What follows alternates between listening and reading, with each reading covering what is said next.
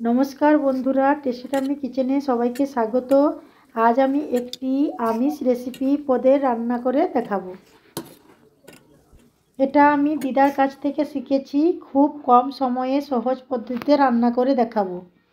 চলে আসা যাক মূল পর্বে। আজ আমি গড়াই মাছের রসাটক করে দেখাবো। জন্য 250 গ্রাম কাটা গড়াই মাছ নিয়েছি। মাছগুলোকে ভালো করে ধুয়ে নুন হলুদ মাখিয়ে নিয়েছি। এখন কড়াইতে তেল দিয়ে মাছগুলো কড়া করে ভেজে নেব।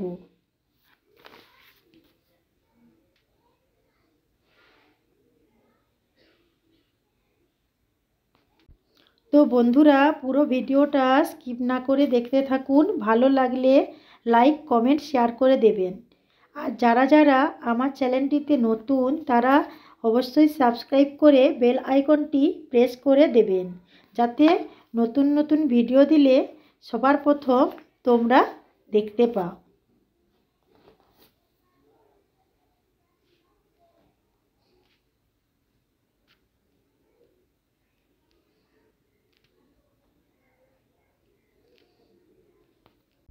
মাছটা ভাজা হয়ে এসছে।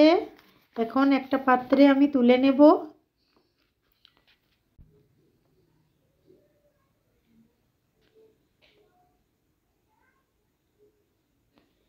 মাছ ভাজার পরে বাকি তেলটায় আর একটু তেল দিয়ে তেলটা গরম হলে সেখানে কালো জিরে, শুকনো লঙ্কা, তেজপাতা, কাঁচা লঙ্কা চিরে দিয়ে দিলাম।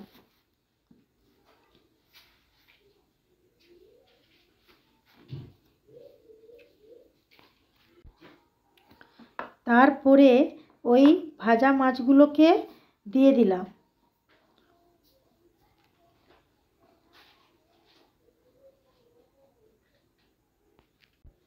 একটু নেড়ে হলুদ গুঁড়া, সরিষা বাটা দিয়ে দিলাম। আমি এখানে সাদা কালারের সরিষাটা নিয়েছি, আগে থেকে বেটে রেখেছি যাতে ঝাঁঝটা কমে যায়। নেড়ে চেড়ে জল দিলাম।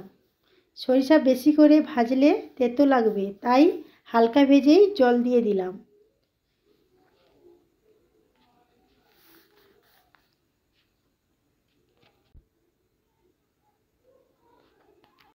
এই রেসিপিটা গরমের দিনে বানিয়ে ভাতের সঙ্গে খেয়ে দেখবেন, কি সুন্দর লাগে।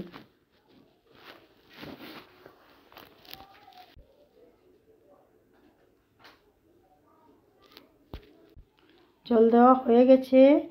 এখন একটু ঝোলটা ফুটতে দিতে হবে। আমসি 2-3টে 5 মিনিট আগে ভিজিয়ে রেখেছিলাম, ওটা ঢেলে দিলাম। আমি যেহেতু টক বানাচ্ছি তাই আজকে আমসি দিয়ে টকটা বানালাম। লেবু দিয়েও টকটা বানানো যাবে, তবে যে যেমন টক পছন্দ করেন তেমন পরিমাণে দিবে। লেবু দিলে নামানোর আগেই দেবে। আমি আমসি দিয়েছি বলে একটু আগে দিয়েছি। কে কে গড়াই মাছ খান আর কে কে খান না কমেন্ট করে জানাবেন। গড়াই মাছের আরেকটি নাম কি সেটাও যারা যারা জানেন কমেন্ট করে জানাবেন। পরের দিন আরেকটি নতুন রেসিপি নিয়ে হাজির হয়ে যাব। Tata, bye bye.